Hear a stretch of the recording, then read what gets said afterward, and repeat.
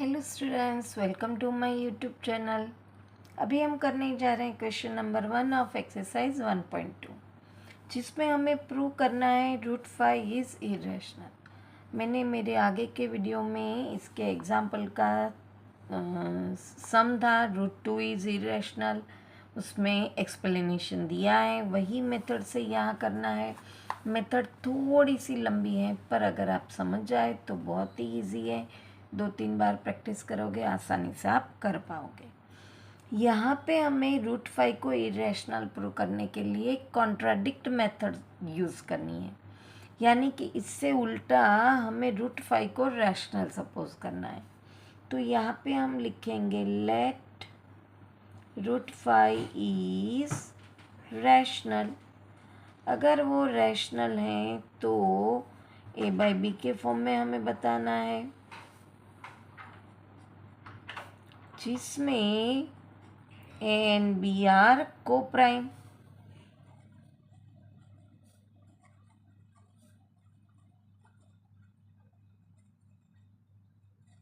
अब हमें क्या करना है, ये रैशनल जो सपोज किया है मुझे इरेशनल प्रूव करना है, तो ये रैशनल हमारा सपोज गलत है, वही हमें बताना है।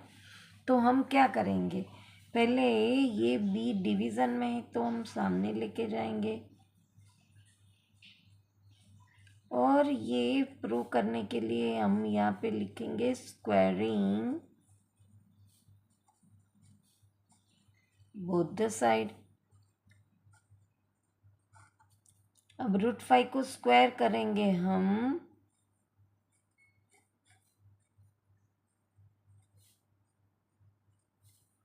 तो रूट 5 का स्क्वायर होल 5 होता है। यहाँ पे क्या हुआ, ए स्क्वायर का हमें एक फैक्टर मिल गया 5। अब आगे हम 1.2 आपकी टेक्स्ट बुक में थ्योरम देख चुके हैं कि कोई भी नंबर अगर डिवाइड बाय ए स्क्वायर है तो वो डिवाइड बाय ए भी है। तो यहाँ पे अगर हम देखें ये फॉर्म कैसे है, चलो बी स्क्वायर हम अगर 3 सपोज करते हैं तो 5 बी स्क्वायर है, तो 5 इंटू 3, तो ए स्क्वायर क्या बनेगा 15 बनेगा, तो वो ऑब्वियसली 5 से डिविजिबल है। ऐसे ये 5 है वो ए स्क्वायर का फैक्टर बन गया।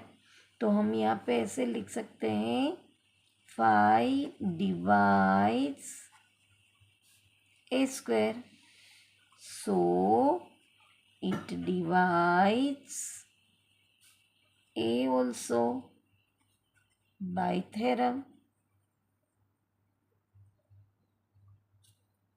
और इससे हम रिजल्ट 1 दे देते।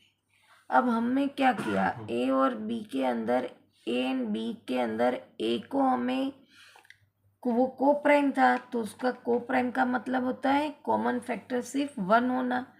तो हमें तो 1 के अलावा ए का तो एक 5 फैक्टर भी खड़ा कर दिया।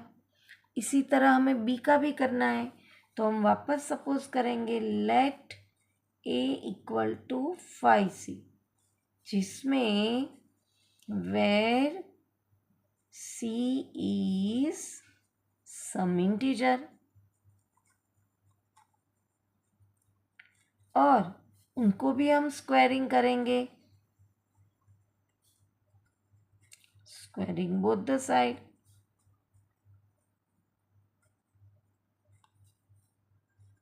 तो ये बन जाएगा ए स्क्वायर 5 5 ज़ा 25 सी स्क्वायर।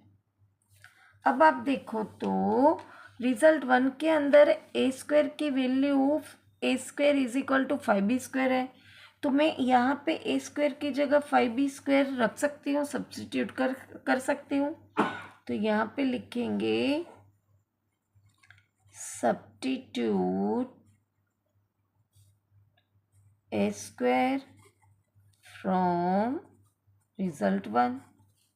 तो अब क्या बन जाएगा, ये 5b स्क्वायर बन गया ए स्क्वायर की जगह, इक्वल टू 25c स्क्वायर। ये दोनों डिविजन में 5 1 ज़ा 5 5 5 ज़ा 25। तो हमारे पास क्या बना, B square is equal to 5c square.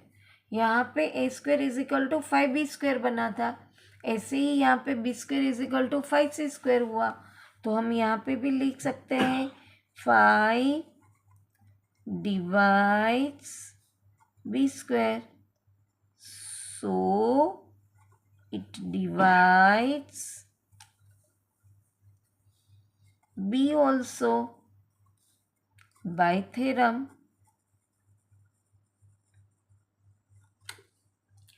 इसको रिजल्ट हम 2 दे देते। अब देखो तो हमने √5 को रैशनल सपोज किया था, जो को प्राइम होता है तो उसका कॉमन फैक्टर 1 ही होता है। पर हमने यहाँ पे प्रूव किया कि ए का एक और फैक्टर बना 5 और बी का भी एक और फैक्टर बना 5, तो दोनों का एक और कॉमन फैक्टर बन गया 1 के अलावा 5। तो अब वो रैशनल नंबर नहीं कहलाएंगे क्योंकि उसका तो एक कॉमन फैक्टर और बन गया 1 के अलावा। तो अब वो रैशनल नहीं है। अब रैशनल नहीं है तो वो क्या है? तो भाई इरेशनल है। तो हम यहाँ पे लिखेंगे, अब थोड़ा वर्डिंग में हमें आंसर लिखना है। फ्रॉम 1 and 2 ये रिजल्ट है। क्या है? तो A and B have at least 5 as a common factor.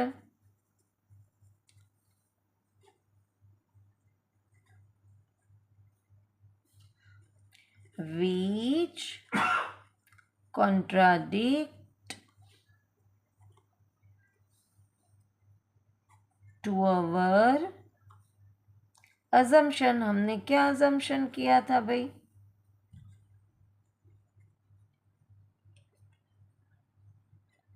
That √5 is rational. वो तो कॉन्ट्राडिक्ट है, तो रैशनल तो नहीं हुआ है। सब रैशनल नहीं है तो ऑब्वियसली और कोई ऑप्शन ही नहीं है। Hence √5 is irrational. हो गया प्रूफ, है ना आसान।